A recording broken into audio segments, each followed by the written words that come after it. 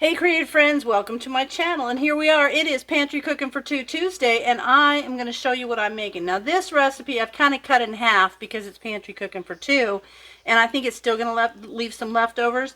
So what I've done is I've just tried to kind of break it in half.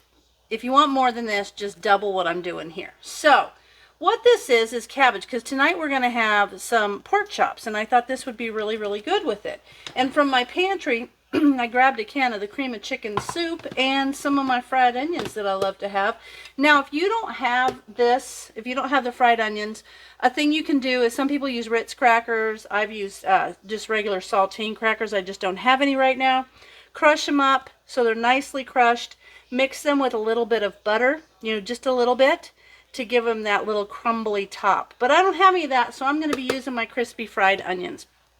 So basically, I have a small cabbage that I sliced nice and thin. I've got about half of a stick of butter here that I've melted. I've got about a cup of cheddar cheese that I've shredded. A can of cream of chicken soup. I've got these fried onions that I'm going to use as a substitute for the topping. And I've got some, basically this is whipped dressing. You could use this or you can use mayonnaise. Normally you would use a can of this, and then you would also use a cup of mayonnaise or the salad dressing. But since I'm cutting this in half, I'm going to use half of this and then about the same amount of the dressing. So really quickly, I'm going to show you what I'm going to do here. Let me set my cheese out of the way, and I'll go ahead and mix this part for you. And then it's really good. Actually, it's really, really good. So it's a great way to use cabbage that's maybe unusual, something that's a little bit different than what you're used to for cabbage. So kind of cool. All right, so I'm going to use about half of this. Now I'm going to have to figure out what I'm going to do with that other half.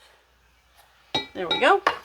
And then I'm going to use about the same amount of the salad dressing. I could use mayonnaise, Miracle Whip, whatever. About the same amount. That looks good. Okay, that's my measuring, Okay, so what basically is going to be is this. I'm going to put it in the oven. I've got the oven preheated to 350. I don't know if you guys can see all my jars. I'm revamping my spice cabinet. I'm redoing all my mixes and things that I like to use. So that's going to be videos coming up. Okay, so I've got this nicely mixed. Now that's going to go on top of the cabbage, that cream of chicken. You could also use cream of celery, cream of mushroom. Depends on what kind of a flavor you want. So now I'm going to take this melted butter and I'm going to just kind of pour that all over the cabbage. I want the cabbage to all get that nice, melty, buttery kind of mix in there a little bit. Just kind of get that around in there so everything's a little bit coated with the butter. Then I'm going to sprinkle a little bit of pepper on it. There we go. And this is going to be in the oven at 350 for about 45 minutes. So if you're going to have something like I'm going to have pork chops, I'm going to have to plan around it so that it's all done at the same time. All right, there's that. Okay, now you can use, if I ever wanted to salt this, I don't salt it because there's plenty of salt in the toppings, usually if it's crackers or if it's the onions. But if you if you wanted to, if you want to salt it and you're using the butter, you would want to use unsalted butter. Otherwise, you just get too much salt. All right, let me do a little pepper on here. I'm going to sprinkle a little pepper because that's going to give it a little bit of extra flavor. Okay, I like pepper.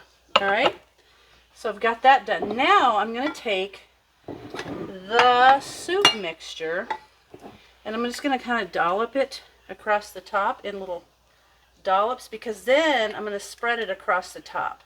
So it doesn't matter if it's pretty because you're eventually just going to cover the whole thing. Just spread it.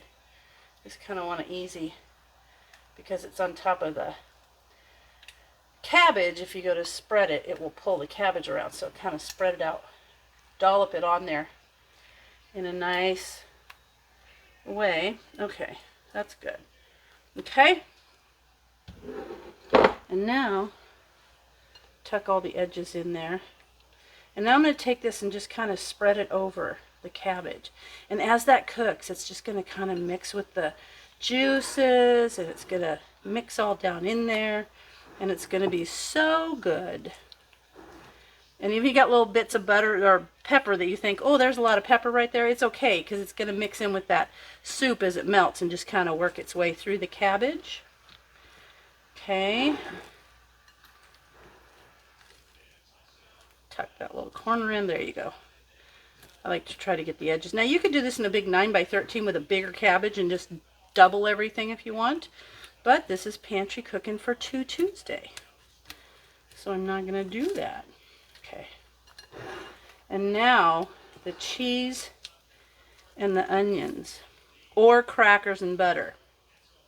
Whatever you want. So this is like an old, gosh, get that little piece of cabbage in there. There we go. Old recipe, this one is.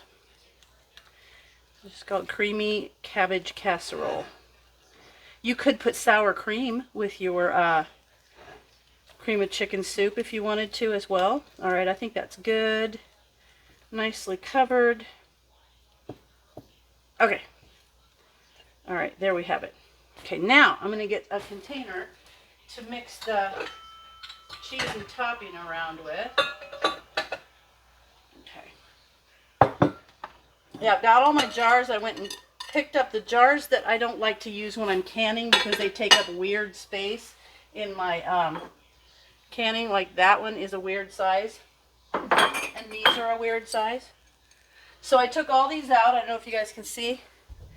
See them all over there? All my jars? They're all cleaned up because this is going to be the time of the year that I redo all of my mixes and my spices. And I discovered a couple spices have got some humidity, so they're starting to get solid, like they're not powder. So I need to powder them back up and put them in a vacuum sealed jar.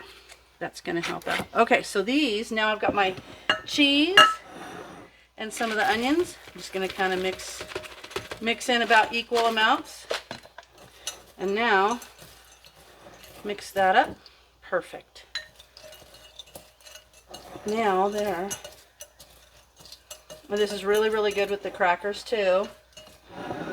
So, can you see? Yeah, you can. Okay, now I'm just going to sprinkle this on top of the cabbage. I'm going to pop that in at 350 for about 45 minutes.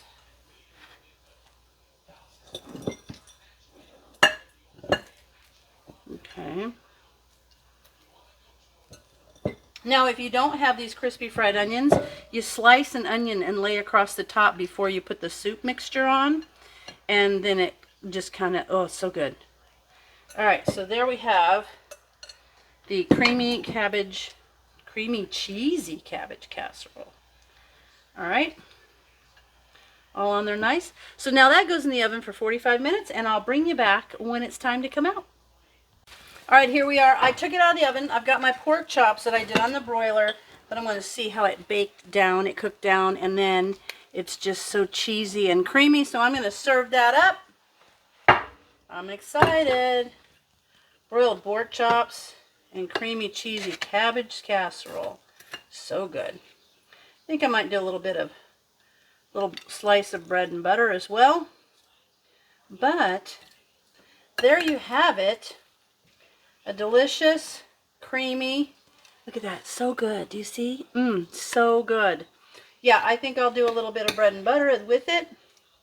But there it is.